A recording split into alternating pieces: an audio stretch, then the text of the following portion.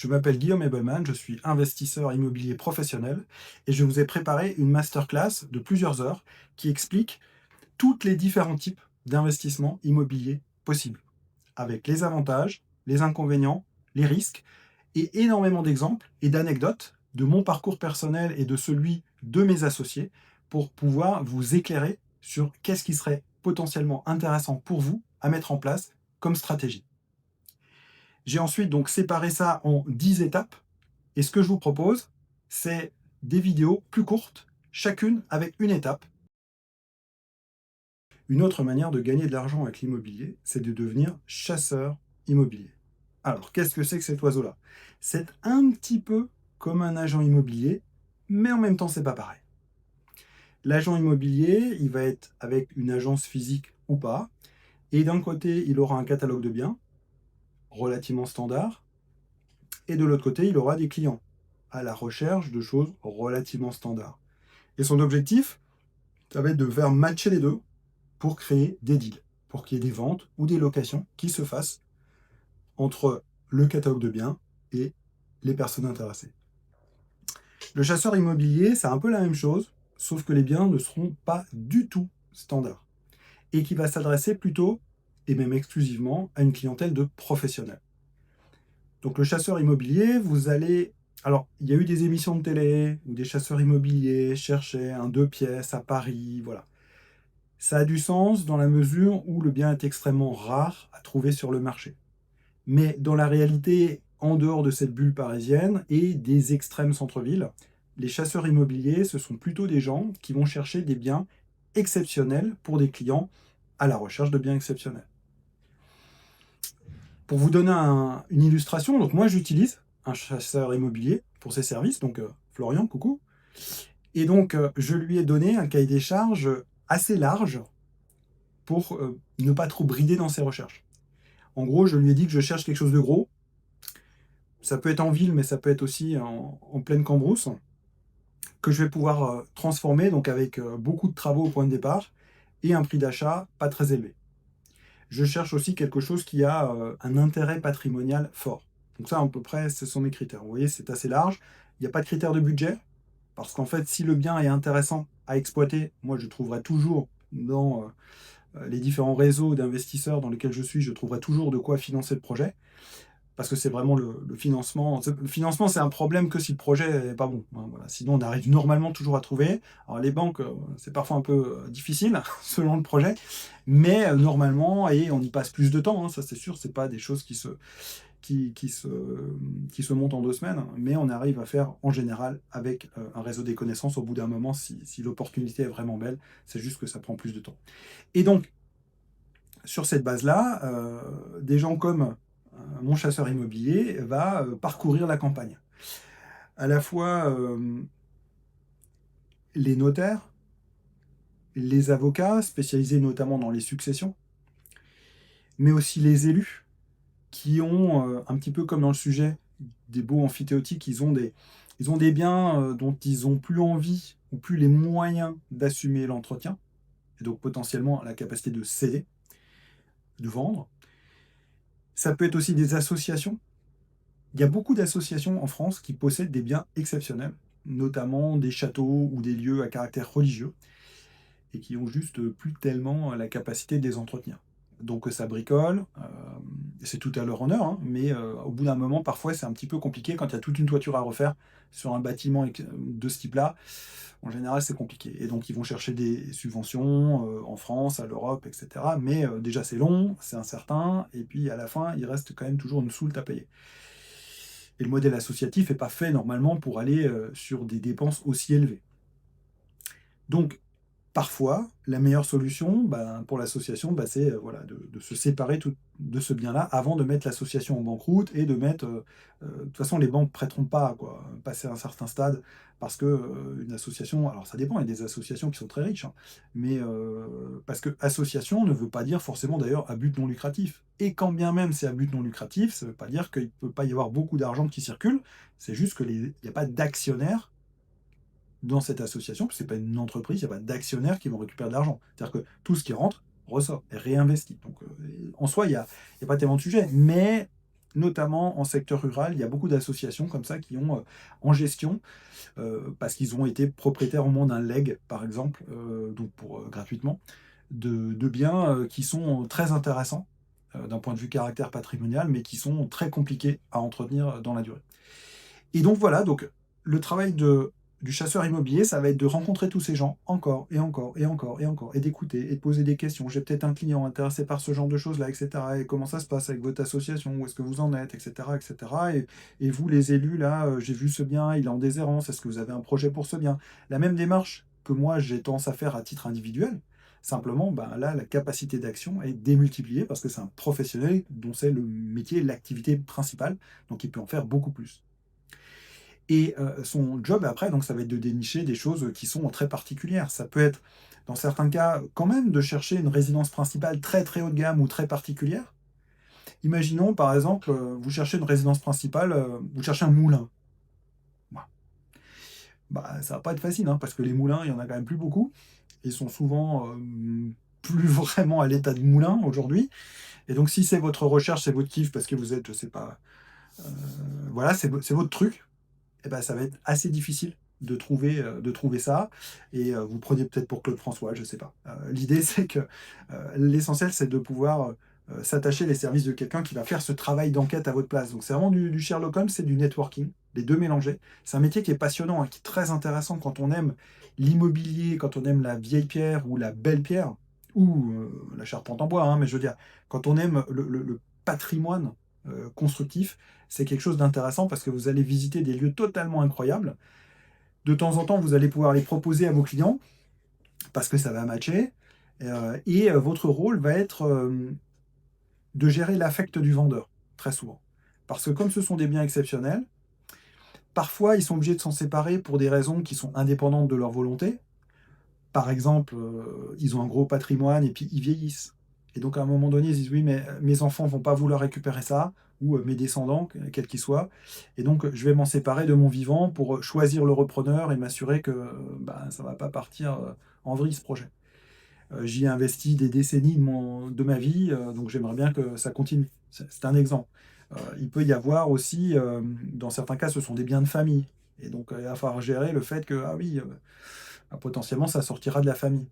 Et d'ailleurs, il arrive assez régulièrement que les deals se fassent pas au dernier moment, parce que vous êtes mis d'accord avec le vendeur, mais au moment de signer, ils se rendent compte que finalement le bien va sortir du patrimoine familial, et c'est là qu'ils se rendent vraiment compte de l'impact que ça va avoir, en tout cas pour eux, par rapport à leur affect qu'ils ont dans ce bien-là, où ils ont peut-être grandi d'ailleurs. Et ben parfois la vente elle capote à ce moment-là. Et donc tout le talent du chasseur immobilier, c'est de faire ce lien, de s'assurer que déjà le vendeur ne va pas craquer à la dernière seconde. C'est aussi d'identifier quel est le prix optimal pour ce bien, parce qu'il y a souvent un mismatch très fort entre la valeur perçue par le vendeur et la valeur réelle du bien. Leur bien est forcément incroyable, donc il a forcément une valeur de fou. Et puis ils vont regarder dans un secteur, ils vont dire ok, ce secteur il est, je sais pas, à 4 000 € du mètre carré pour un 4 pièces, ou pour un pavillon 200 mètres carrés. Et donc il va dire, ben moi, mon bien, du coup, il est à 4 000 € du mètre carré. Ouais. Enfin, sauf que ton bien, c'est 3 000 mètres carrés, entièrement rénové. Donc, en vrai, ça va être assez différent le prix au mètre carré. Et quand vous allez lui dire que finalement, il vaut peut-être 1 200, 1 300, bah là, ça va être compliqué. Donc, c'est tout le travail du chasseur immobilier. Donc, il doit bien connaître, je dirais, les prix du marché. Il y a un facteur psychologique très important. Il y a cet aspect réseau. Et puis, il y a aussi une capacité de projection en termes de travaux. Parce que si moi je lui dis, moi je cherche des bâtiments pour faire des résidences pour personnes âgées, par exemple, bah, il faut qu'il me trouve des choses dans lesquelles l'adaptation du bâtiment est possible. Et c'est vrai que, en tout cas, l'agent, le chasseur que moi j'ai, il va avoir dans son escarcelle des biens qui sont très particuliers. Et donc, le moindre travaux, souvent ce sont des biens classés d'ailleurs, ou plus ou moins, soit en intégralité, soit pour partie. Et donc, ça veut dire qu'on ne va pas pouvoir faire n'importe quoi. Donc, il y a des connaissances très fortes à avoir de ce côté-là, de se dire, OK, là, je sais que mon client, il voudrait faire, est-ce qu'on pourrait vraiment diviser? Est-ce que là, par rapport au mur porteur, par rapport à la charpente, par rapport à l'exposition du bien, donc nord, sud, est, ouest, par rapport à la pente, par rapport à la distance, par rapport au premier village, etc., etc. Il y a plein de choses. Donc c'est quelqu'un qui va faire une partie du travail à votre place. Et dans certains cas, il va simplement vous proposer des biens en disant: «Écoute, il y a ça là, bientôt je l'aurai en stock.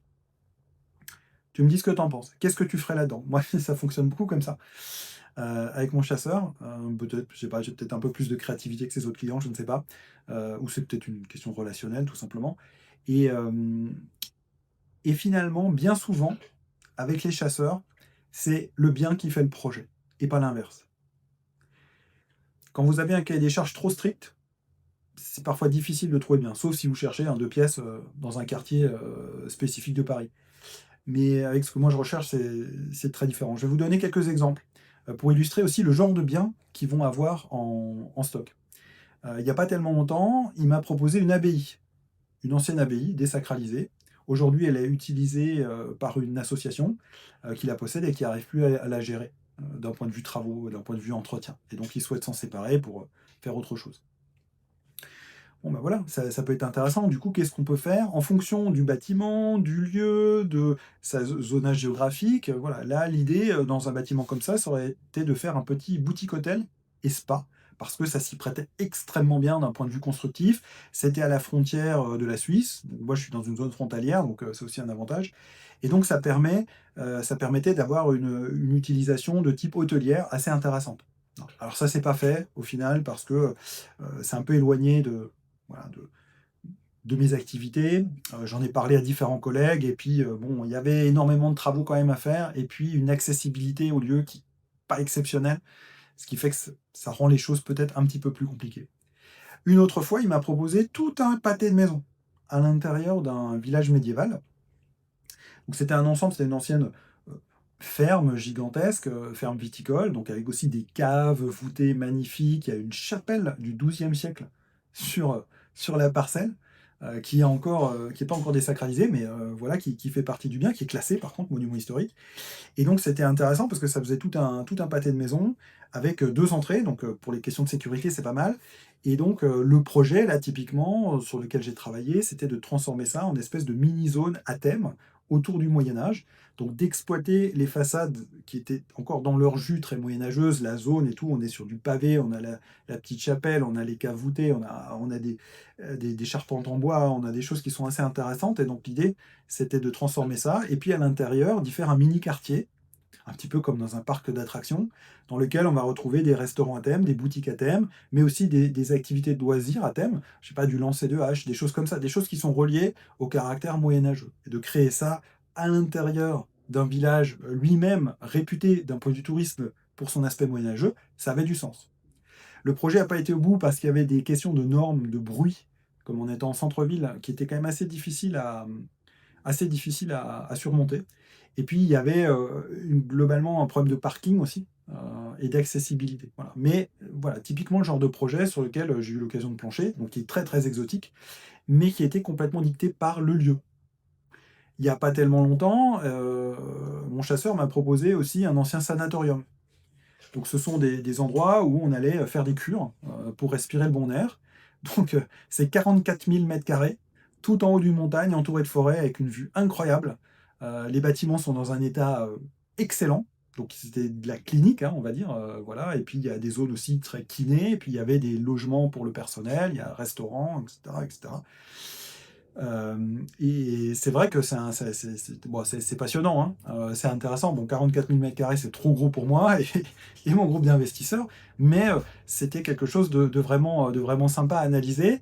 Et on s'est dit, tiens, là, par exemple, ça pourrait être intéressant de peut-être envisager une clinique privée à la Suisse. C'est-à-dire que vous arrivez en hélicoptère, vous posez là, vous faites un petit peu de chirurgie esthétique, il y a un hôtel de bon niveau, 4 ou 5 étoiles, il y a un restaurant de bon niveau, idéalement étoilé, et donc vous avez comme ça votre microcosme, vous êtes isolé, vous pouvez y aller en toute discrétion, faire ce que vous avez à faire et repartir derrière par la route ou par les airs depuis ce lieu-là.